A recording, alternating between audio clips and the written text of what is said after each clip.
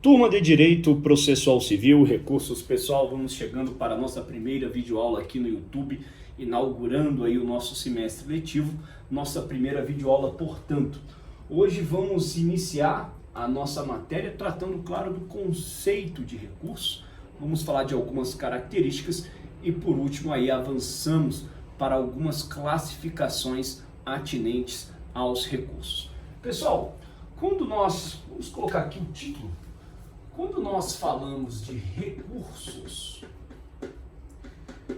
é claro que pressupostamente você já imagina um instrumento designado, previsto no Código de Processo Civil, apto a combater, a questionar, a impugnar alguma decisão judicial.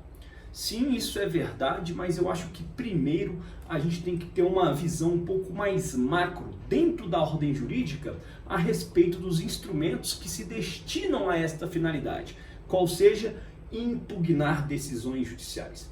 Isso é importante para compreendermos que os recursos não são os únicos instrumentos que podem ser manejados para combater uma decisão judicial.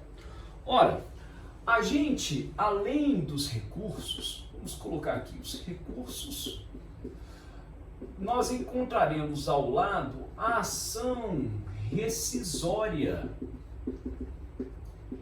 e também a ação de nulidade, que alguns gostam de chamar de querela nulitatis. Senhores, tanto os recursos como a ação rescisória como a ação de nulidade são instrumentos, todos eles, aptos a questionar uma decisão judicial. A diferença consiste que, no âmbito dos recursos, nós temos um prolongamento do processo. O processo, a partir da interposição do recurso, ele avança para uma nova etapa. A ação rescisória e a ação de nulidade, elas inauguram um novo processo. Não é tempo e hora para distinguirmos a ação rescisória da ação de nulidade. Estes instrumentos de impugnação a gente vai relegar a abordagem lá para o final do semestre. Não nos interessa isso agora.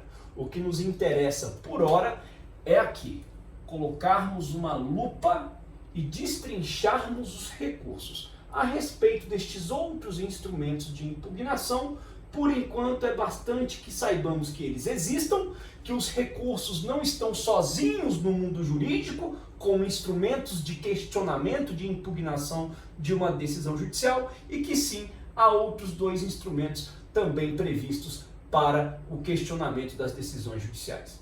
Aliás, nem paremos por aqui, porque se nós pensarmos na ordem constitucional, na Constituição Federal, aqui eu também vou encontrar outros instrumentos. Saindo aqui do plano do processo civil puro, na Constituição Federal eu consigo vislumbrar igualmente instrumentos designados também para esta finalidade de impugnação de uma decisão judicial. Quais sejam o mandado de segurança, a reclamação constitucional e o habeas corpus, que no processo criminal também tem a serventia de impugnar determinadas decisões judiciais.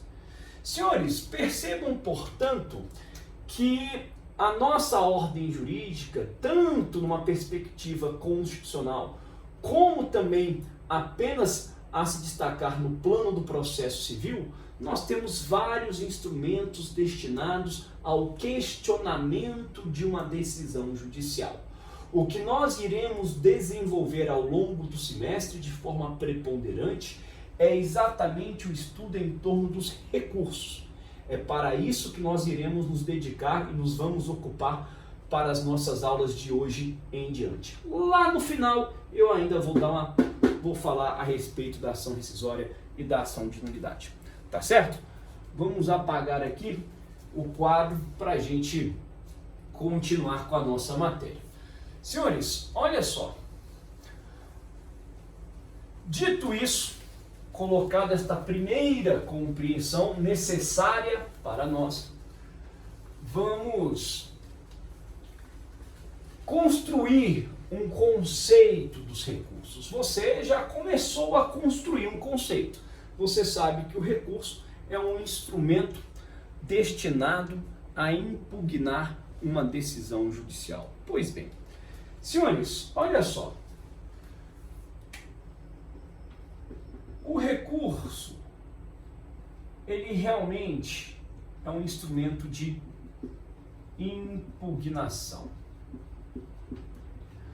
Agora, por que se impugna uma decisão judicial? Senhores, a ideia de impugnação, ela está atrelada a dois fatores. Ou a um prejuízo material, ou a um prejuízo processual. Ora, só há interesse recursal, eu só tenho interesse em recorrer, dito de outro modo, eu só tenho interesse em impugnar uma decisão judicial se eu experimentar um prejuízo. Esse termo é realmente a nossa pedra de toque. Só há interesse recursal, só irá interpor um recurso a parte que se sentir prejudicada. Se não há prejuízo, não há por que se cogitar, não há por que se vislumbrar da interposição de recurso algum.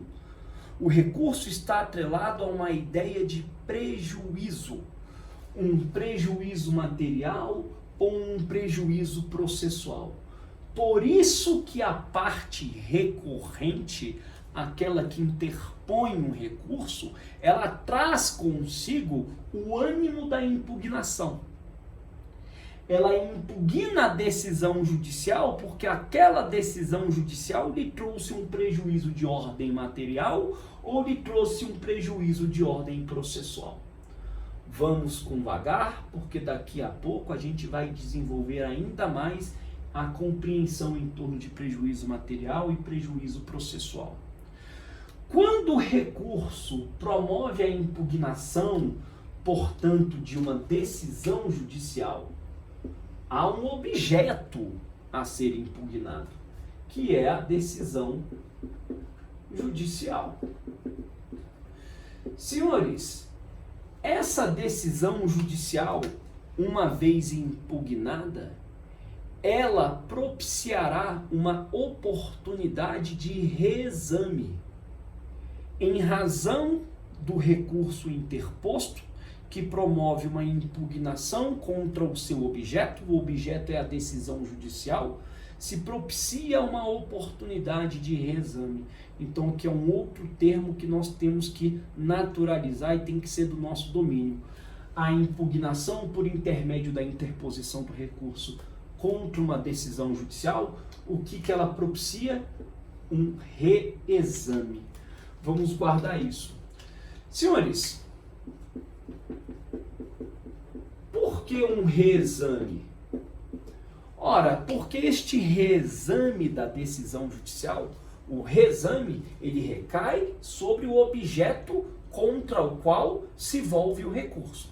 O recurso é um instrumento de impugnação contra um dado objeto, este objeto é a decisão judicial, e a interposição do recurso inaugura a oportunidade para o reexame da decisão judicial. O que sucede do reexame da decisão judicial? A partir do reexame, qual é a etapa, o que eu vislumbro no processo? O reexame da decisão judicial vai trazer algumas consequências. E é isso que nós temos que identificar.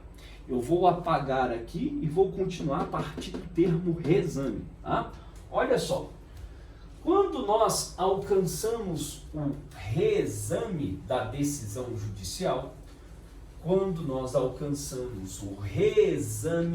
da decisão judicial, alguns resultados podem suceder. O que eu vou achar a partir do reexame da decisão judicial? Senhores, muito simples, vou pegar aqui a palavra reexame e jogar aqui no início do quadro. O que o reexame me oportuniza? Senhores, o reexame, ele vai me possibilitar a confirmação da decisão judicial. Por que a confirmação, professor? Ora, o recorrente pode ter experimentado um prejuízo de ordem processual ou um prejuízo de ordem material e por isso obteve o interesse em recorrer, porque ele quer se livrar desse prejuízo. Portanto, ele maneja o recurso como instrumento de impugnação. A partir da impugnação exercida, ele inaugura a possibilidade de reexame da decisão. Mas um possível resultado do reexame dessa decisão consiste exatamente na confirmação do resultado impugnado. Isto é, apesar do recurso, apesar da impugnação, o resultado obtido foi a confirmação da decisão judicial. Não houve qualquer alteração. Agora sim, uma outra possibilidade a se destacar consiste exatamente na reforma da decisão judicial. Na reforma da decisão judicial. Uma outra possibilidade ainda é o esclarecimento da decisão judicial.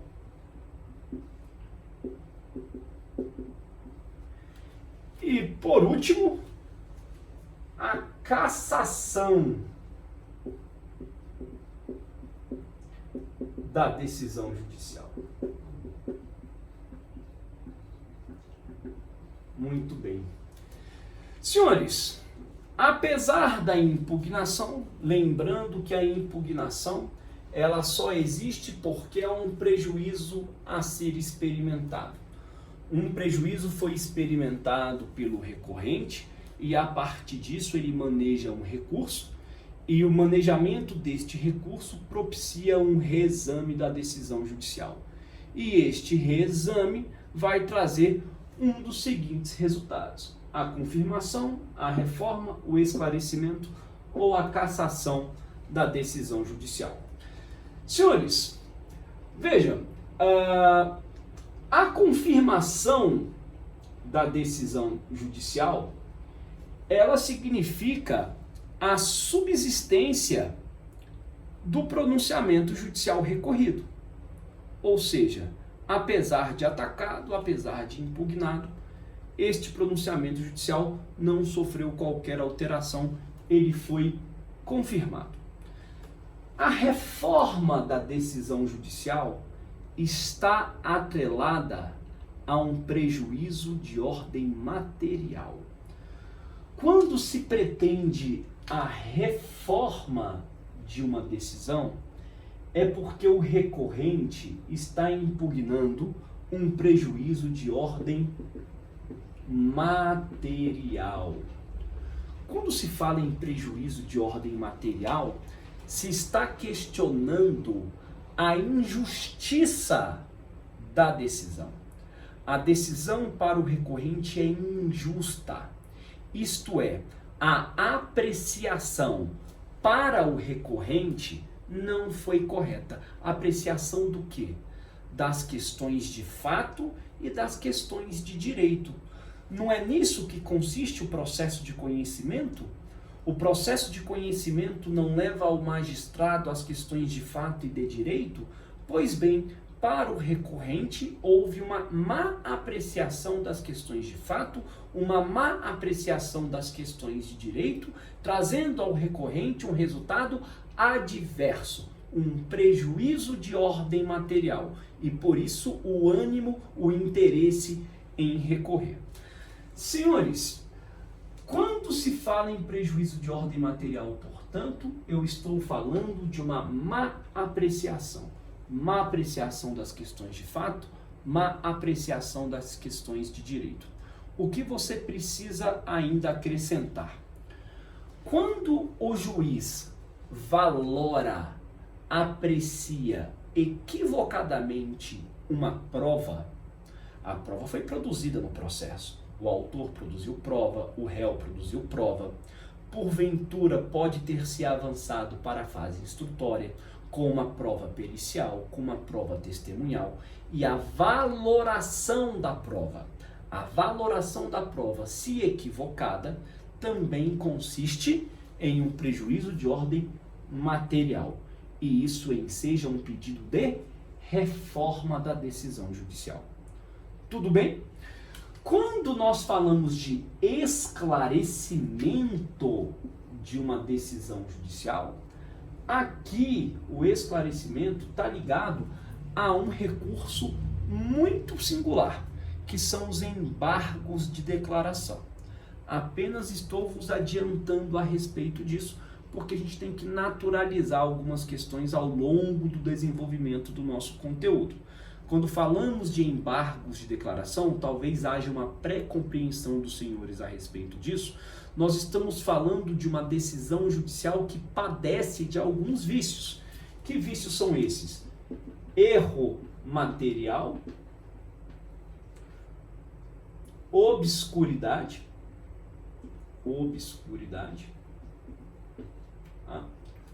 contradição ou omissão. Por enquanto, basta que você saiba que o esclarecimento pretendido em torno de uma decisão judicial se justifica em razão de alguns vícios. Que vícios são esses? Erro material, obscuridade, contradição e omissão. É óbvio que a gente vai ter uma aula própria para tratar dos embargos de declaração. Contudo, como estamos construindo aqui uma percepção conceitual dos recursos, é importante que a gente saiba e já domine desde logo que o recurso ele pode propiciar o esclarecimento de uma decisão judicial, se esta decisão judicial padecer de determinados vícios. Por fim, nós temos aqui a cassação da decisão judicial. E quando falamos em cassação da decisão judicial, aqui nós estaremos atrelados a um prejuízo de ordem processual. Quando nós estamos atrelados a um prejuízo de ordem processual, o recorrente não pede a reforma, ele pede a cassação. Professor, a reforma, o pedido de reforma é um prejuízo de ordem material, ou seja, houve uma má apreciação das questões de fato ou das questões de direito, ou ainda uma má apreciação das provas produzidas no processo. Perfeito. Quando nós falamos de cassação da decisão judicial e, portanto, de um prejuízo de ordem processual, isto significa que o processo padece de um vício. O procedimento padece de um vício. Ou seja, não se discute propriamente a apreciação da decisão, mas o procedimento como um todo está viciado. A decisão, portanto, merece ser cassada. Ela merece ser invalidada. Senhores, vamos destrinchar mais isso? Vou apagar de novo, porque eu quero desenvolver mais considerações a respeito do prejuízo de ordem material e do prejuízo de ordem processual, pode ser? Então, depois que nós apresentamos aqui as possibilidades que sucedem o reexame da decisão judicial, eu vou pegar a questão da reforma e a questão da cassação e vou desenvolver um pouco mais no próximo quadro. Beleza? Olha só.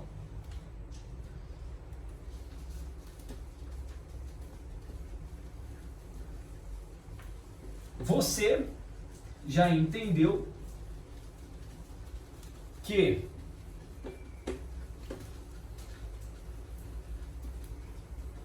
a reforma está associada a um prejuízo de ordem material. Que isso significa uma má apreciação das questões de fato e de direito na perspectiva do recorrente. Então, quando nós falamos de... Olha só que legal. Vamos colocar aqui, ó. Recurso, impugnação, tá? E aí eu tenho aqui o reexame. E entre as possibilidades de reexame, eu vou destacar aqui a reforma e a cassação. Há outras, nós acabamos de ver. Só estou destacando 2 destas 4 possibilidades. Porque a partir do reexame, eu tenho outras possibilidades, que é a confirmação e o esclarecimento. Mas, para falar de reforma ou cassação, você sabe que a reforma está atrelada a um prejuízo de ordem material e a cassação está atrelada a um prejuízo de ordem processual.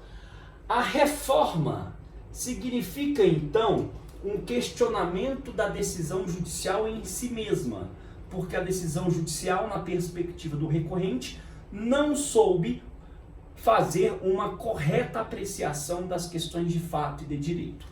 Então aqui eu tenho o que nós chamamos de error, preste atenção com isso, in iudicando. Error in iudicando. E quando eu peço a cassação, eu estou de um error in procedendo. Aqui é um erro de juízo, de valoração, prejuízo material. E aqui eu tenho erro em procedendo, que é um erro de procedimento. Senhores, com a cassação, não se altera a decisão é cassada, ela é invalidada. Por que a decisão é invalidada? Porque é um erro de procedimento que contamina a decisão. Por isso ela será cassada. O que acontece quando a decisão judicial é cassada? Ora, se a decisão judicial foi invalidada, então isso significa dizer que outra decisão deverá ser proferida no lugar daquela que foi invalidada. Mas quem é que vai proferir a nova decisão? O mesmo órgão judicial que prolatou a primeira. Então, se porventura eu interponho um recurso de apelação contra uma sentença e, em verdade, não estou pedindo a reforma, mas estou pedindo a cassação da decisão, então o meu objetivo é que a decisão judicial, a sentença, prolatada pelo juízo lá em primeiro grau, em primeira instância, ela seja invalidada. E se isso acontecer, caso a sentença seja invalidada, outra decisão deverá ser prolatada em seu lugar. Por quê? Pelo próprio juízo de primeira instância. O tribunal lá em cima vai julgar o recurso de apelação, vai dar provimento ao recurso de apelação para cassar a sentença. O que vai acontecer? Os autos vão retornar ao juízo de primeira instância para que outra sentença seja prolatada. Só que agora a sentença será prolatada sem o vício que contamina, sem o erro de procedimento. Professor, me dá um exemplo de erro de procedimento. Ora, Toda vez que se produz uma prova no processo, o autor produziu uma prova, o réu tem que se manifestar a respeito dessa prova. Imagine o seguinte, que um laudo pericial tenha sido produzido, o juiz tem aberto prazo para o autor se manifestar acerca do laudo pericial. Depois que o autor se manifestou, ao réu não foi dada a mesma oportunidade de se manifestar sobre o laudo. E o juiz prolatou a sentença. Ora, não houve o contraditório pelo réu a respeito do laudo. Não houve possibilidade do réu se manifestar igualmente como se manifestou o autor. Então há um vício de procedimento. O vício de procedimento contamina a sentença prolatada. O réu que sucumbiu no processo, se sentindo prejudicado, processualmente prejudicado, ele recorre, interpõe um recurso de apelação para o tribunal e pede a cassação da sentença. Erro improcedendo, erro de procedimento. Tá bom? Ok? Senhores, essa ideia de erro indicando e erro improcedendo tem que ficar claríssima. É uma distinção singela, básica. Eu posso, em um mesmo recurso, tanto pedir a cassação da decisão, como pedir a reforma da decisão? Posso. Eu vou construir no meu recurso pedidos subsidiários. A minha preferência é para que a decisão seja cassada, prolatando-se outra em seu lugar. Caso o vício de procedimento não seja reconhecido, então que a sentença seja reformada, por erro indicando. Em um mesmo ato de interposição do recurso, eu posso formular dois pedidos, tanto pela cassação como pela reforma. O que precisa ser compreendido é que os termos técnicos, cassação e reforma, estão atrelados a circunstâncias muito distintas. Quando se fala em erro indicando, isto é, reforma da decisão, é porque houve um prejuízo material e eu estou discutindo a decisão judicial em si mesma. Quando se fala em cassação da decisão, eu estou questionando um erro de procedimento, erro improcedendo. E, portanto, eu peço a cassação da decisão, a invalidação da decisão, para que o órgão prolator da decisão produza uma nova decisão em seu lugar, invalidando-se a primeira. Perfeito? Senhores, por hoje estamos caminhando com vagar. Deu o quê? 30 minutos, 35 minutos de vídeo? Tá?